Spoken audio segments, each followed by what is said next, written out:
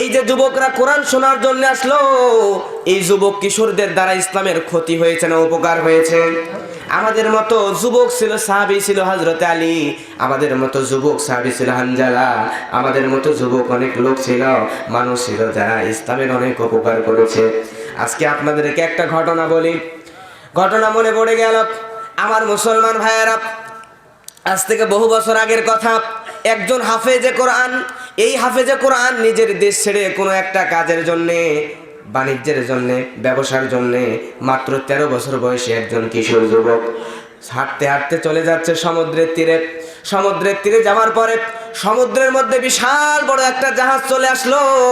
এই জাহাজের উপরে এই যুবকটা চড়লো, নিজের পরিবারকে নিয়ে উঠলো। ওঠার পরে এই জাহাজের উপরে উঠে জাহাজ নিয়ে চলে যাচ্ছে কোনো গন্তব্যে যাইতে যাইতে যাইতে যাইতে হঠাৎ করে সমুদ্রের মাঝ বরাবর যখন চলে গেল, যুবকের নাম ছিল হাফেজ আবুল বারাকাত। জোরে বলেন কি? আবুল বারাকাত। এই হাফেজে কোরআন সমুদ্রের মধ্যে যখন সমুদ্রের মধ্যে জাহাজের মধ্যে করে চলে গেল, চলে যাওয়ার পরে এইবার হঠাৎ করে সমুদ্রের মাঝ বরাবর যখন চলে এসেছে, চারিদিকে অন্ধকার মেঘ শুরু হয়ে গেল। অন্ধকার মেঘ, চারিদিকে এমন ঝড় বাতাস শুরু হয়ে গেল।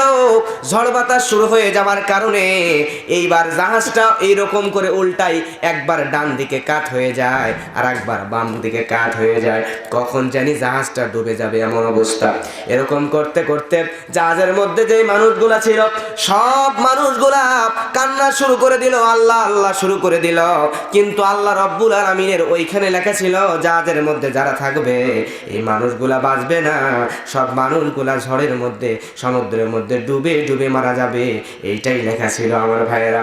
যার কারণে জাহাজের যখন সমুদ্রের মধ্যে ঝড় শুরু হয়ে গেল, তুফান শুরু হয়ে গেল, চারিদিকে অন্ধকার হয়ে গেল, অন্ধকার হয়ে ঝড়ের কবলে পড়ে জাহাজটা ভেঙে টুকরা টুকরা হয়ে গেল, জাহাজটা খান খান হয়ে গেল।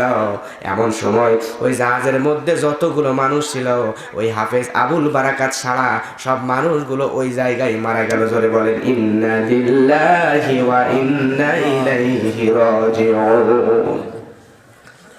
কথাটা কেন বলছি ভাইরা আমার, শুনলে অবাক হয়ে যাবেন। কত আশ্চর্যকর ঘটনা দেখেন। এই হাফেজ আবুল বারাকাত এইবার সমুদ্রের মধ্যে পানির মধ্যে হাবুডুবু খাচ্ছে, কিন্তু তার ইমানি জজবা ছিল এত বেশি, ইমানি জজবার কারণে হাফেজ আবুল বারাকাত আল্লাহর কাছে বলছে, আল্লাহ আল্লাহ গো, এই কোরআনের 30 পারা কোরআনটা আমার সিনার মধ্যে আছে, আমি যদি আজকে মারা যাই, আমার দ্বারা এখন পর্যন্ত ইসলামের কোনো উপকার হয় নাই, আমি যদি মারা যাই তাহলে হয়তো বা আমার দ্বারা ইসলামের কোনো উপকার হবে না, কিন্তু আমি তো হাফেজে কোরআন, আমার সিনার মধ্যে তোমার 30 পারা কোরআন, দয়া করে তুমি আল্লাহ আমারে বাঁচায় দাও, আমারে বাঁচায় দিলে হয়তো বা আমার দ্বারা ইসলামের বড় কোনো উপকার হয়ে যাবে গো আল্লাহ। আল্লাহ রাব্বুল আলামিনের মায়া হয়ে গেল।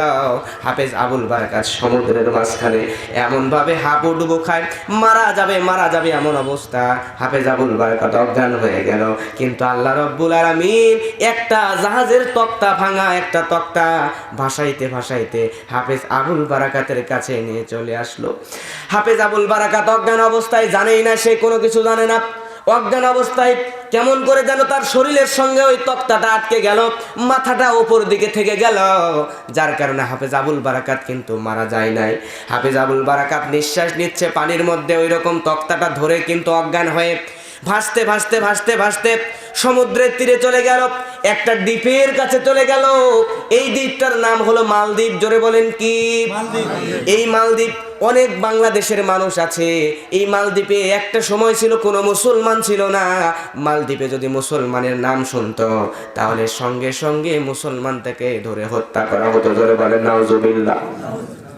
এইরকম একটা পরিস্থিতি ওই দেশের মধ্যে। যদি শুনে মোহাম্মদ নবীর উম্মত, যদি শুনে মুসলমান নবীর উম্মত, যদি শুনে আল্লাহর বান্দা, যদি শুনে তোমার রবকে আমার রব আল্লাহ, সঙ্গে সঙ্গে হত্যা করা হতো, এমন একটা অবস্থা তখন ছিল। এইরকম অবস্থায় হাফেজ আবুল বারাকাত ওই কাঠের তক্তা ধরে ওই সমুদ্রের কিনারায় দ্বীপে আটকে গেল। দ্বীপে আসার পরে মালদ্বীপে চলে আসলো, যেই দেশে যদি শুনে মুসলমান সঙ্গে সঙ্গে হত্যা করবে। হাফেজ আবুল বারাকাতের জ্ঞান ফিরে গেল। কিন্তু ক্ষুধার্ত কয়েকদিন সমুদ্রের মধ্যে ভাসার কারণে হাফেজ আবুল বারাকাত এবার ভাসতে ভাসতে যখন চলে আসলো, তীরের ওপর উঠে গেল, এইবার দ্বীপের ওপর উঠে গেল। দ্বীপের উপর ওঠার পরে হাফেজ আবুল বারাকাত হাঁটা শুরু করে দিল। শরীরে শক্তি নাই, খাবার নাই, পেটে খাবার না থাকলে কি হাঁটতে পারে নাকি? খুব কষ্ট হচ্ছে, হাঁটতেই পারতেছে না। এমন সময় হঠাৎ করে হাফেজ আবুল বারাকাতের সামনে হিন্দু একজন পুরোহিত দেখতে পেল। ওই দেশে যেই ধর্মগুলো ছিল ওই ধর্মগুলো একজন পুরোহিত, একজন পাদ্রীর সঙ্গে দেখা হলো।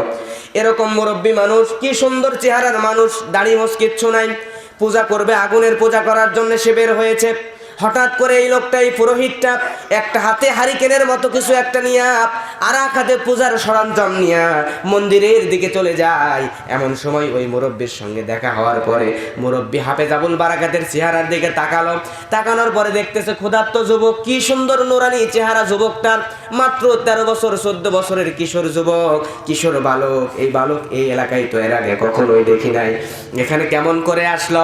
এমন সময় হঠাৎ করে হাফেজ আবুল বারাকাতকে বলছে, বাবা তোমার সমান আমার একটা সন্তান আছে, তোমারে দেখে আমার বড় মায়া লাগতেছে, তুমি একটু বলো কোন জায়গা থেকে তুমি এসেছো, তোমার পরিচয়টা একটু দাও।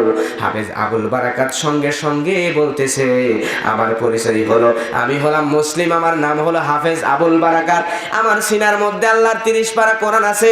শুধু তাই নয়, আমি হাফেজ আবুল বারাকাত, আমার নবীর নাম হলো মুহাম্মদ, আর আমার রবের নাম হলো আল্লাহ, আমার রব হলো আল্লাহ। যেই না বলেছে আমার রব আল্লাহ আর নবী মুহাম্মদ, সঙ্গে সঙ্গে হাফেজ আবুল বারাকাতকে বলছে, দূর হয়ে যাও, দূর হয়ে যাও, দূর হয়ে যাও, আমি এলাকার পাদ্রী, আমি এলাকার পুরোহিত, আমি জানি এই এলাকায় মুসলমান কোনো মানুষকে ঢুকতে দেওয়া হয় না, এই এলাকায় স্বৈরাচারী বাচ্চা থাকে, যদি শুনে তুমি মুসলমান তাহলে সঙ্গে সঙ্গে তোমাকে কিন্তু হত্যা করে ফেলবে। বাবা আমি জানি আমার মত একটা সন্তান আছে, আমি তোমাকে বাঁচাইতাম না, তোমাকে সবকিছু বলতাম না, কিন্তু তোমাকে বলতেছি কারণ আমার তোমার সমান বয়সের একজন সন্তান আছে, তোমার চেহারার দিকে তাকাই আমার মায়া লাগছে, মায়া লাগার কারণে আমার এত ভালো লাগছে, যার কারণে বলতেছি তুমি এই দিক থেকে কোনো দিকে যাইতে পারবা না, কারণ চারিদিকে পানি আর পানি, পানির মধ্যে নেমে কোনো দিকে তুমি যেতে পারবা না, এই দ্বীপের মধ্যেই তোমাকে বাস করতে হবে।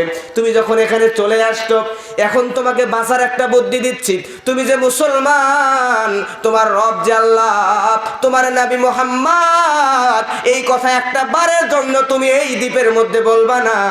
এই দ্বীপের মধ্যে যদি একটা বারের জন্য বলো তুমি মুহাম্মদ নবীর উম্মত, তাহলে তোমাকে মেরে ফেলবে, তোমাকে হত্যা করবে। এই জন্য তুমি একটা বারের জন্য বলবা না তুমি মুহাম্মদ নবীর উম্মত।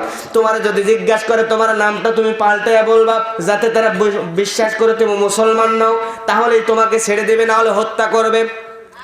হাফেজ আবুল বারাকাত বুঝতে পারল। এইবার পুরোহিতের কথা শুনে রাস্তা দিয়ে হাঁটা শুরু করে দিল। রাস্তা দিয়ে হাঁটতে হাঁটতে হঠাৎ করে একজন নারীর সঙ্গে দেখা হয়ে গেল। নারীটা বিধবা, নারীর স্বামী মারা গেছে।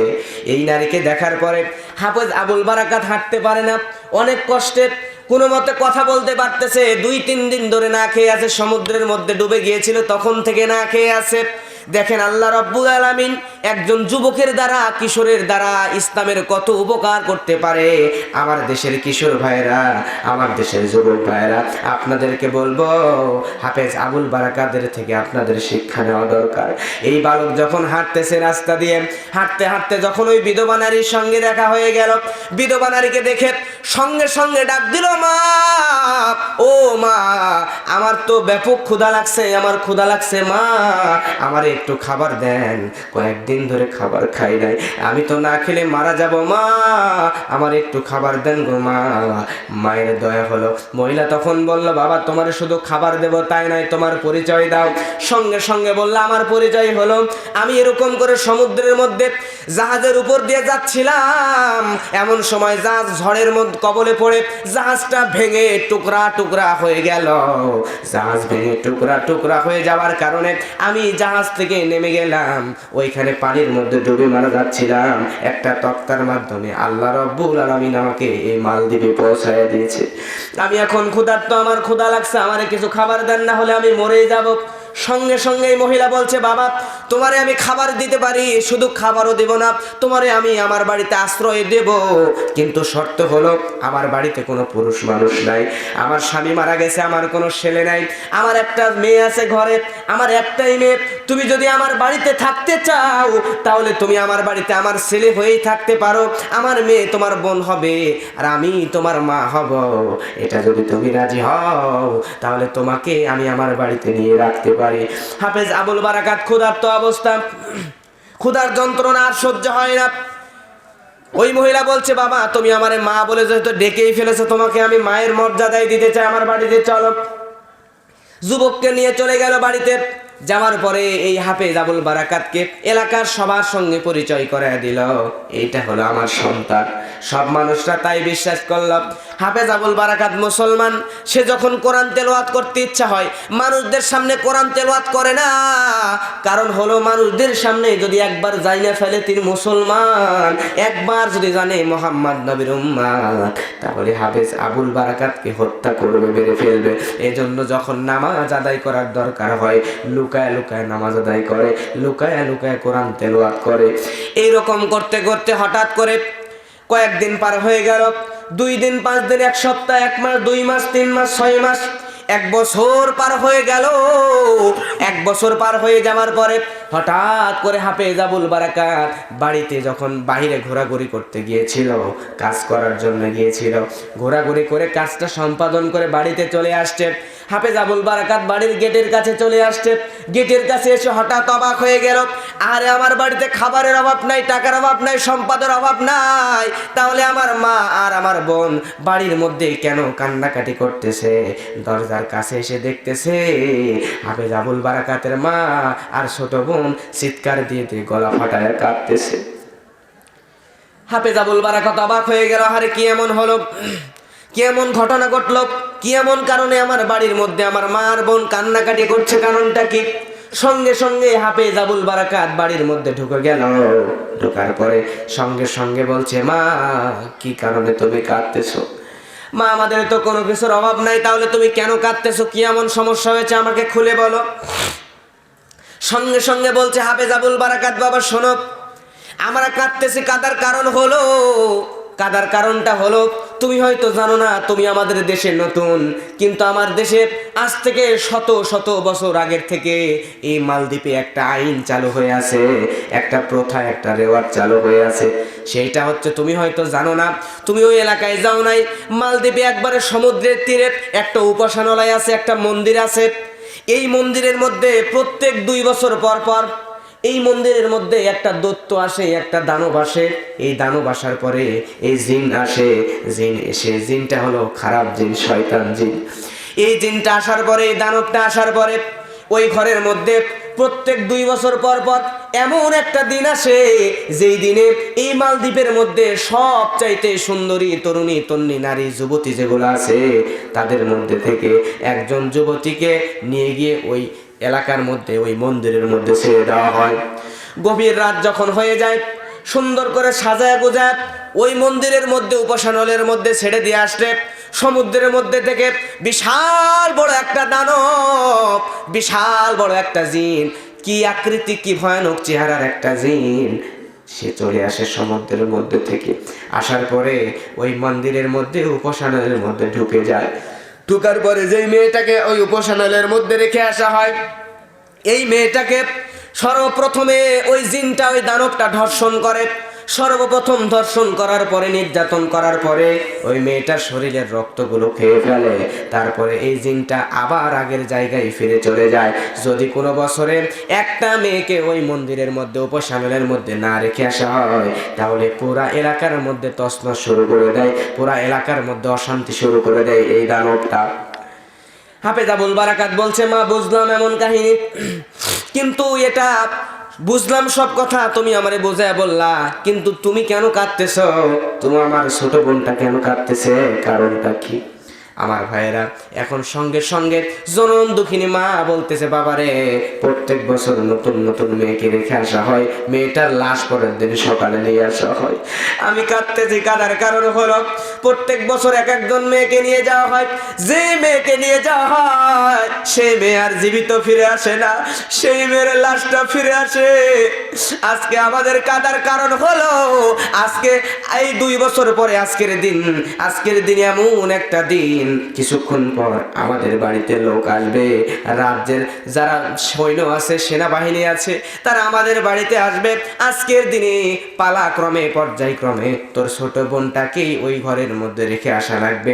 তোর বোনটাকে আজকে নিয়ে যেয়ে রেখে আসলে কালকে সকালবেলা তোর বোনের লাশ নিয়ে আসা লাগবে। জোরে বলেন নাউজুবিল্লাহ। দেখেন কত মর্মান্তিক ঘটনা, এটা কিন্তু বাস্তব কাহিনী, বাস্তব ঘটনা, মালদ্বীপের ঘটনা। মালদ্বীপে কিভাবে ইসলাম গেল দেখেন। মালদ্বীপে কোনো মুসলমান ছিল না, মালদ্বীপে কোনো রকম ইসলাম প্রচারক ছিল না, কোনো মানুষ ছিল না। যত মানুষ ছিল সব মানুষগুলা অন্য ধর্ম অবলম্বী ছিল। এই মালদ্বীপের মধ্যে এবার এমন ঘটনা প্রত্যেক বছর ঘটত। হাফেজ আবুল বারাকাত তখন বলল, মা আমি তোমার কথা বুঝতে পারলাম, কিন্তু দেখো তো আমার চেহারা দেখতে অনেকটা সুন্দর কি খারাপ? মা বলছে, বাবা চাঁদের মতো সুন্দর তোর চেহারা, এত সুন্দর চেহারার মানুষ তুই, কেন তোর বলবো তোর চেহারা খারাপ? তোর চেহারা অনেক সুন্দর লাগতেছে। হাফেজ আবুল বারাকাত বলছে, মা আমার চেহারা সুন্দর, আমি যদি আমার বোনের পরিবর্তে আমি যদি নিজেই মেয়ে সাজি, কারণ আমার বয়স কেবল 13-14 বছর, এখনো আমার দাড়িও ওঠে নাই, মোছ ওঠে নাই, আমি যদি মেয়েদের পোশাকটা পরে নেই, মহিলাদের পোশাক পরলে মনে হয় আমাকে দেখতে মহিলাদের মতোই লাগবে। মা আজকে আমাকে তুমি জীবন দিয়েছ, আমি আজকে যখন মালদ্বীপে যখন এসেছিলাম, আসার পরে খাবার ছিল না, খাবারের অভাবে সেই দিনই আমি মরে যেতাম, কিন্তু তুমি আমাকে বাঁচাইছো মা। আজকে যেহেতু তুমি আমারে বাঁচাইছো, সেহেতু আজকে তুমি আমারে বাঁচানোর কারণে আমি তোমার ঋণটা শোধ করতে চাই মা। তুমি যদি অনুমতি দাও, আমার বোনের পরিবর্তে আমি মেয়ে লোক সেজে ওই দানবের খপ্পরে পড়ে জীবনটা দিতে চাই। মা বলছে, না বাবা, তুই তো আমার সন্তান না, তুই অন্য কোনো মানুষের সন্তান, তোর জীবন আমি এইভাবে শেষ হতে দিতে পারি না। আজকে আমার মেয়ের পালা, মেয়ে যাক, কিন্তু বলেন তো প্রত্যেক মানুষের নিজের জানের প্রতি মায়া আছে না নাই? মা বলছে, বাবা তোর যাওয়ার দরকার নাই। এইদিকে পাশে থেকে ওই হাফেজ আবুল বারাকাতের পাতানো গঞ্জে সে বলছে, মা ভাই যখন এত করেই বলছে, তুমি একটু যেতে দাও না, দেখো না কি হয়। সঙ্গে সঙ্গে হাফেজ আবুল বারাকাতের মা দ্বিতীয় তৃতীয়বারে রাজি হয়ে গেল। যাওয়ার পরে যখন লোকজন চলে আসলো রাজ্য থেকে, আসার পরে রাজা বাদশা যখন লোক পাঠায়া দিল, ওই বাড়ির সুন্দরী তরুণী তন্নি যুবতীটাকে নিয়ে যাওয়া লাগবে, সাজায় গুজে উপাসনালয়ের মধ্যে রেখে আসা লাগবে। এখন হাফেজ আবুল বারাকাত মেয়ে সেজে ঘরের মধ্যে বসে আছে। যখন সৈন্যবাহিনী চলে আসলো, এলাকার লোকজন যখন চলে আসলো, আসার পরে হাফেজ আবুল বারাকাতের বোন ঘরের মধ্যে থেকে বের হয় নাই। হাফেজ আবুল বারাকাত মেয়ে সেজে সুন্দর করে বসে আছে। এমন সময় আসার পরে হাফেজ আবুল বারাকাতকে ওখান থেকে নিয়ে চলে গেল মেয়ে মানুষ মনে করে। তখনকার রেওয়াজ ছিল যে যেই মেয়েটাকে নিয়ে যাওয়া হবে, এই মেয়েটার শরীরের মধ্যে কোনো রকম খুঁত থাকা হবে না, শরীরের মধ্যে কাটা সেটা থাকা যাবে না। এখন যে কোনো মেয়েকেই নিয়ে যাওয়ার পরে সর্বপ্রথম একটা রুমের মধ্যে নিয়ে যাওয়া হতো, সারা শরীরের সমস্ত কাপড়গুলো খুলে ফেলা হতো, কাপড় খোলার পরে চেক করে দেখা হতো শরীরের মধ্যে কোথাও ক্ষত আছে কিনা, শরীরের মধ্যে কোনো বাজে সাইট আছে কিনা, এসব দেখতো। দেখার পরে আবার কাপড় চোপড় পরাইয়া ওই উপাসনালয়ের মধ্যে রেখে চলে আসতো। আমার ভাইরা, এরকম করে যখন হাফেজ আবুল বারাকাতকে নিয়ে যাচ্ছে, সে সুন্দর করে চুপ করে বসে আছে। এইবার যেই ওই দেশের রাজা, মালদ্বীপের রাজা যে ছিল, সে তখন বলতেছে, এই মেয়েটাকে নিয়ে যাও চেক করার জন্য এই রুমের মধ্যে। যখন নিয়ে যাবে তখন সঙ্গে সঙ্গে মালদ্বীপের রাজার স্ত্রী বিবি যে, সে বলতেছে, প্রাণের স্বামী, আপনি একটু লক্ষ্য করে দেখেন তো, বহু বছর আগে আপনার সঙ্গে আমার বিয়ে হয়েছে, তখন থেকে শুরু করে নিয়ে প্রত্যেক বছর যখন নতুন নতুন মেয়েদেরকে নিয়ে আসা হতো, মেয়েদেরকে যখন দত্তের ওইখানে রেখে আসা হবে, পরের দিন সকালে লাশ আসবে, এটা সবাই জেনে ফেলতো। যার কারণে কত কান্নাকাটি করত, কত চিল্লাচিল্লি করত, যেতে চাইতো না, কি লাফাঝাপা করত, তারে আটকানো সম্ভব হতো না। কিন্তু এত সুন্দর সুশীলা সরম, এত সুন্দর নরম ভদ্র মেয়ের আগে কখনোই দেখি নাই যে মেয়ে একটা বারের জন্য চিৎকার চেঁচামেচি করতেছে না, চুপ করে জায়গায় বসে আছে। আজকে যদি এই মেয়েকে ঘরের মধ্যে নিয়ে যে উলঙ্গ করেন, আমি মনে করি তামাম নারী জাতিরা কলঙ্কিত হয়ে যাবে। জোরে বলেন ঠিক কি না? বাচ্চা চিন্তা করলো ঠিকই তো রে, কারণ প্রত্যেকবার যেই মেয়েকে নিয়ে আসা হয় সেই মেয়ে চিল্লাপাল্লা করে, লাফালাফি ছোটাছুটি করে, ওখান থেকে চলে যেতে চায়। কিন্তু এই মেয়েটা এমন একটা ভদ্র মেয়ে, যেই মেয়ে একটু লড়াচড়া করতেছে না, একটু লড়াচড়া করে না, ওখানেই বসে আছে। তার মানে মনে হয় এই মেয়ের মধ্যে কোনো খুঁত নাই, ভুল নাই। এই মেয়েকে কালকে সকালবেলা ওই উপাসনালয়ের মধ্যে রেখে আসা হবে। পরের দিন সকালবেলা যখন হয়ে গেল, সকালবেলা মেয়েটাকে নিয়ে যাওয়া হলো, হাফেজ আবুল বারাকাতকে নিয়ে যাওয়া হলো। নিয়ে যাওয়ার পরে হাফেজ আবুল বারাকাতকে এবার সুন্দর করে ওই ঘরের মধ্যে ঢুকায় দিল। ঢুকায় দেওয়ার পরে এবার ঘরের গেটটা বাহির থেকে লাগায় দিল। লাগায় দেওয়ার পরে এবার সব মানুষগুলো যখন চলে গেল, হাফেজ আবুল বারাকাতের পাতানো মার বোন চলে আসলো। সব মানুষ চলে যাচ্ছে, সন্ধ্যা ঘনিয়ে আসতেছে, রাতের বেলা গভীর রাতে জিন চলে আসবে, দৈত্য দানবটা চলে আসবে। এমন সময়, সন্ধ্যার সময়, হাফেজ আবুল বারাকাতের মা দরজার গেটের কাছে এসে ঠক ঠক করে আওয়াজ দিয়ে বলে, বাবা তুমি কি আছো ভিতরে? হাফেজ আবুল বারাকাত কয়, মা আমি তো ভিতরে আছি। হাফেজ আবুল বারাকাতের মা বলে, বাবা রে, তোমার কোনো কিছু প্রয়োজন আছে নাকি? তোমার কিছু লাগবে নাকি? তোমার যদি কিছু লাগে তাহলে তুমি আমাকে বলতে পারো, তুমি আমারে বললে সেই জিনিসটার ব্যবস্থা করে দিব। হাফেজ আবুল বারাকাত সঙ্গে সঙ্গে বলছে, মা আমার জিনিস লাগবে তিনটা। জোরে বলেন কয়টা? তিনটা। এক নম্বরে হলো তুমি একটু কষ্ট করে, যদিও আমি হাফেজে কোরআন আমার সিনার মধ্যে আছে, তারপরেও তুমি একটা কোরআন শরীফের ব্যবস্থা করো, কারণ কোরআন শরীফ মুখস্থের চাইতে দেখে দেখে তেলাওয়াত করা বেশি সওয়াবের কাজ। জোরে বলেন ঠিক কি না? হাফেজ আবুল বারাকাত মাকে বলছে, মা তুমি আমার একটা কোরআন শরীফের ব্যবস্থা করে দাও। দ্বিতীয় নম্বরে হাফেজ আবুল বারাকাত বলছে, মা তুমি আমার একটা জায়নামাজের ব্যবস্থা করে দাও, কারণ আমি জীবনের শেষ নামাজটা এই ঘরের মধ্যে পড়তে চাই। এক বদনা পানির, এক লোটা পানির ব্যবস্থা করে দাও, এই পানি দিয়া ওযু করে কোরআন তেলাওয়াত করব আর নামাজ পড়তে পড়তে মারা যাব। এমন কথা বলার পরে মা এবার একটা কোরআন শরীফ, এক বদনা পানি আর একটা জায়নামাজ যখন ঘরের মধ্যে এনে দিল, দেওয়ার পরে মা ছোট্ট বোনটাকে নিয়ে চলে গেল। হাফেজ আবুল বারাকাত ঘরের মধ্যে আছে। এইবার দরজাটা বাহির থেকে লাগানো, ভিতর থেকেও লাগানো, তালা দিয়ে সবাই চলে গেছে, প্রস্তুতি নিচ্ছে রাজ্যের লোকেরা। পরের দিন সকালবেলা মেয়েটার লাশ ঘর থেকে নিয়ে যাবে। কিন্তু গভীর রাত, এই রাতের বেলা হাফেজ আবুল বারাকাত লক্ষ্য করে দেখে সমুদ্রের মধ্যে থেকে শ শ শ শ করে আওয়াজ আসে। কি এমন বিকট আওয়াজ, কি এমন ভয়ঙ্কর আওয়াজ! বিশাল চেহারার একটা দানব, বিশাল চেহারার কি যেন হাফেজ আবুল বারাকাতের দিকে ধেয়ে আসতেছে। আমার ভাইয়েরা, ধেয়ে আসতেছে। হাফেজ আবুল বারাকাত যতই কাছে আসে ততই কোরআন তেলাওয়াত শুরু করে, চিৎকার দিয়ে বলেন আল্লাহু আকবার। এই যে হাফেজ আবুল বারাকাত এই ঘরের মধ্যে আছে, আর সমুদ্রের মধ্যে থেকে বিকট একটা আওয়াজ আসতেছে। এই আওয়াজ আসার পরে, এই বিকট আওয়াজ ভিতরে যখন আসে, বিকট আওয়াজ আসার পরে আওয়াজটা শুনে সে পরবর্তীতে পরের দিন সকালবেলা এলাকার লোকজন যখন চলে আসলো, আসার পরে হাফেজ আবুল বারাকাতের লাশটা ঘরের মধ্যে থেকে বের হলো, নাকি ওই জিন ভিতরে আসলো, না কি হলো, কি এমন ঘটনা ঘটেছিল, ইসলাম কিভাবে মালদ্বীপে প্রচার হলো, এটা কি জানতে চান আপনারা? জোরে বলেন, চান নাকি চলে যাবেন? কারা কারা জানতে চান একটু হাতটা তোলেন তো, তুলে দেখান। লিল্লাহে তাকবীর, লিল্লাহে তাকবীর। আবারও যারা হয়েছেন খুশি মুখে নিয়ে হাসি আওয়াজ দিয়ে বেশি উঁচু করে কাল্লা চিৎকার দিয়ে বলেন সুবহানাল্লাহ। আমার মুসলমান ভাইয়েরা, বলতেছিলাম হাফেজ আবুল বারাকাত, ওই যে হাফেজ আবুল বারাকাত ওই তো একটা ঘরের মধ্যে ঢুকে আছে, মনে আছে না নাই? ঘরের মধ্যে ঢুকে আছে, ডানে বামে সামনে পেছনে কেউ কথা বলবেন না। 2 মিনিটের জন্য সবাই নীরবতা পালন করেন। দেখেন কত মর্মান্তিক কাহিনী। এইবার এই হাফেজ আবুল বারাকাত সুন্দর করে ঘরের মধ্যে ঢুকে গেল। ঢুকে যাওয়ার পরে এবার যখন সে জায়নামাজ বিছানোর পরে ওযু বানাইছে, ওযু বানানোর পরে এইবার হাফেজ আবুল বারাকাত নামাজে দাঁড়ায় গেছে। পরের দিন যখন সকালবেলা হলো, এলাকার মানুষগুলো জড়ো হয়ে গেল। সব মানুষগুলো যখন জড়ো হয়ে গেল, জড়ো হয়ে যাওয়ার পরে এইবার মেয়েটির সুন্দরী তরুণী যুবতীর লাশটা নিয়ে যাবে। লাশটা নেওয়ার জন্য সবাই যখন চলে আসলো, আসার পরে গেটটা খুললো, তালাটা খুললো। তালাটা খোলার পরে যেই না গেটে এইরকম করে টান দিল, টান দেওয়ার সঙ্গে সঙ্গে জীবিত হাফেজ আবুল বারাকাত ঘরের মধ্যে থেকে জ্যান্ত অবস্থায় বের হয়ে আসলো। চিৎকার দিয়ে বলেন আল্লাহু আকবার। মালদ্বীপের হাজার হাজার মানুষ জমা হয়ে আছে। কিরে, কি এমন অলৌকিক ঘটনা?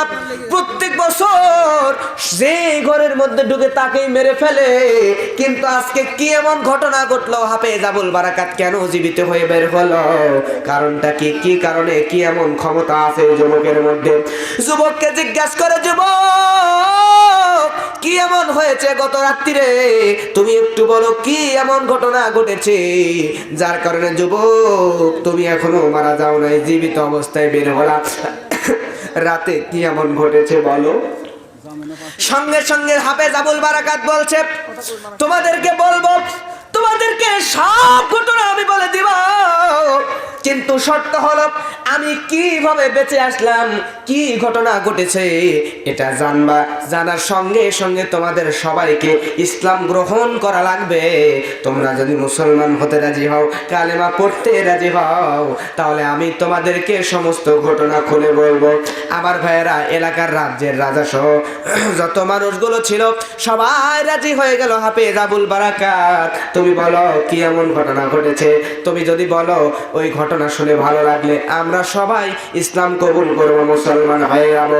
আমার মুসলমান ভাইরা, ইতিপূর্বে মালদ্বীপে ইসলাম ছিল না, মুসলমান ছিল না।